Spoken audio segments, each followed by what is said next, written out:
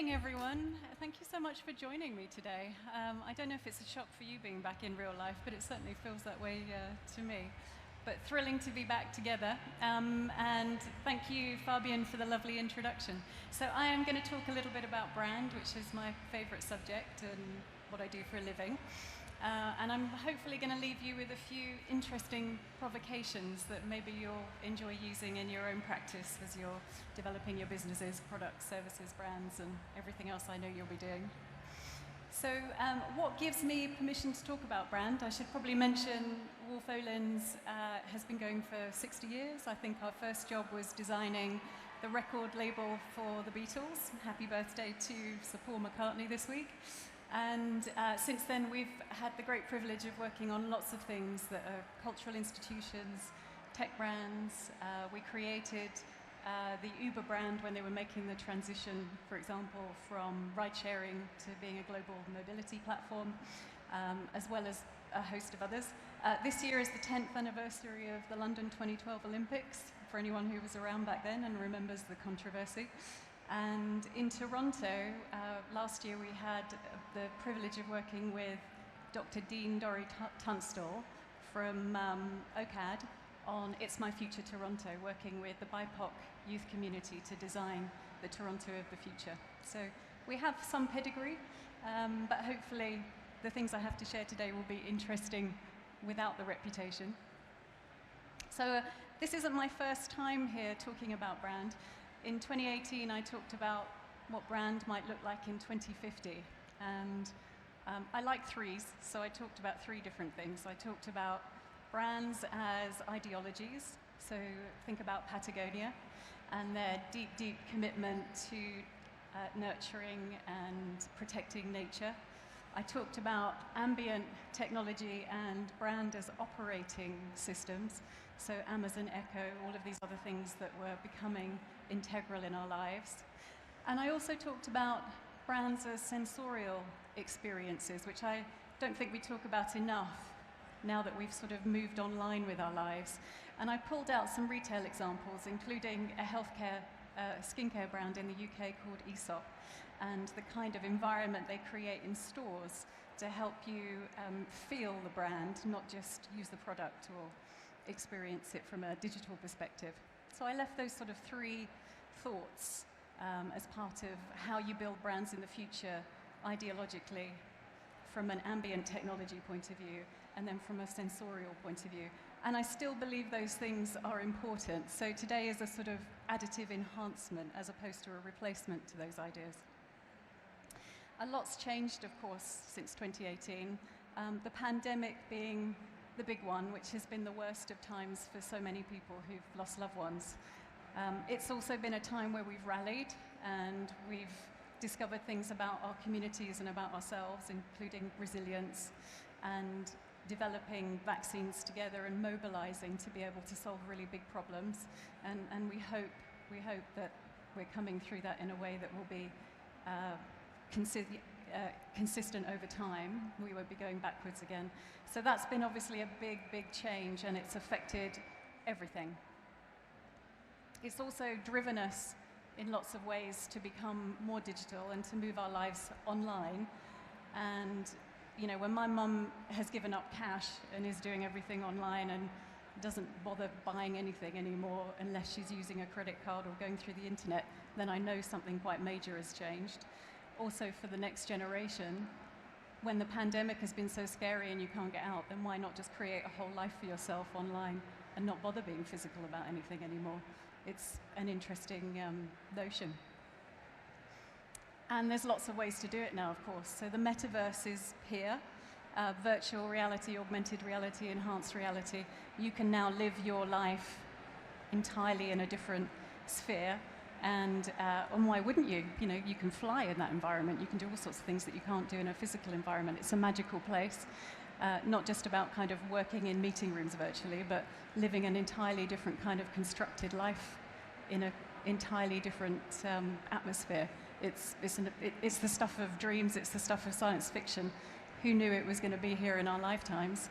And there's also a whole economy that's supporting this now with Web 3.3.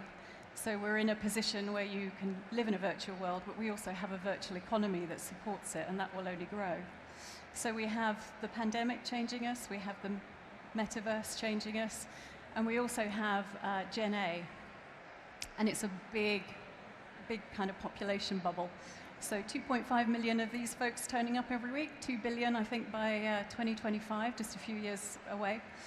So we now have a group of younger folks who are going to start coming online and becoming more active in the next couple of years, 2011 being, I think, the beginning of when Gen A starts. So get ready, it's going to be a lot of fun. So what does this mean for brand? I just wanted to sort of lay out some context for some of the provocations that I wanted to share. And the first one I wanted to talk about is blurred identities, which we'll all have a point of view on already, of course. So blurred identities in a physical sense, we've been talking an awful lot and debating what does gender mean, what does it mean to kind of relate to one another in a world where gender doesn't mean the same things anymore. What does that mean in terms of getting used to lots of different environments? For example, we've just seen the debate going on in sports, etc. But there is an appetite to not be constrained by the same physical or kind of historical boundaries or tropes that we used to have, and why should we? We've seen that you can live in lots of different lifestyles, the world's been flattened, why do we have to conform?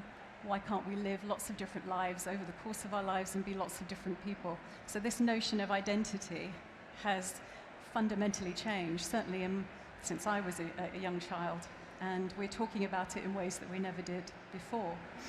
And then when you think about that in a digital sense, we've got not just Gen A living in this world, but Gen Z, lots of interesting stats around how a large proportion of gamers feel much more comfortable in the metaverse than they do in real life.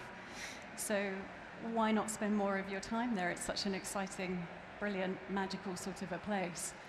You don't have to be a construct as others see you. You can create entirely your own persona and live an entirely different kind of a life.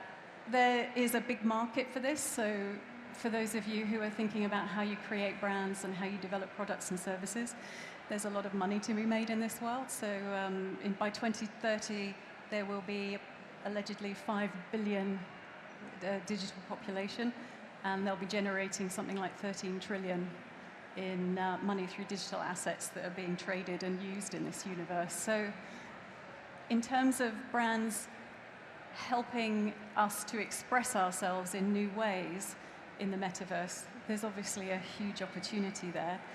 And in terms of the identities that we have, we're going to be entirely different in different places.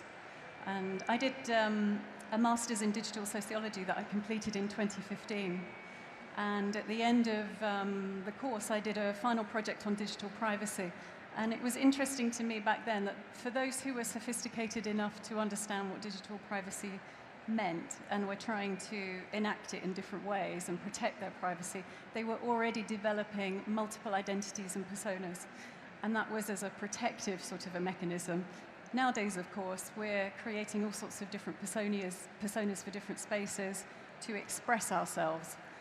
We've got generations growing up who are used to creating themselves and creating the products that they want to see in the world. And now, with the digital economy, TikTok, anything else you care to mention, they're now actually creating the framework for them to become entrepreneurs in this space as well.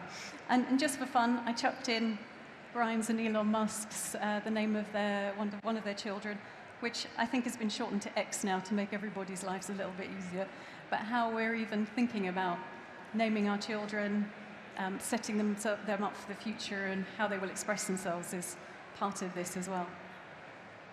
The next thing I wanted to talk about was composable brands. We've talked about personalization and customizing brands for a very long time now, but we've talked about it in a sort of factory setting way. So we'll create a product or a service, business, and you can tinker with it. There will be a couple of choices you can make to adapt it to the things that you might enjoy. In the future, I think we're going to have a much more deconstructive way of being able to deliver the kind of experience that people are looking for, and that they can create what they want to create that reflects them, as opposed to just tinkering at the margins. So we can already start to see the kind of the strands of this coming together. So if my Spotify is going to be very different to your Spotify. If I try and customize something with Nike, then it will look different to how you do it. These are very simple examples, but you can already see that the building blocks are there for how people want to construct brands in the way that they want to receive them and express themselves, and that will just gain momentum over time, and especially in the digital space. So if you're brand building, get ready to respond to that need. And Frost, back in, I think, 2013, wrote a book called Atomic Design, and he was thinking about how you create design systems that reflect how nature does these things naturally. So in a molecular sense, how do you bring together different atoms or molecules? How do they shape each other? How do you make that simple, but how do you add more, and then it becomes more and more complicated and complex? So this, I think, is the way that we're going to have to start designing brands. We're going to have a core set of components that you can move around in lots of different ways to then make them feel like they're more an expression and an enhancement of who you are and what you're looking for. So this idea of composable brands, I think, will gain more momentum, and there'll be a lot more examples in the not too distant future of how this works in practice.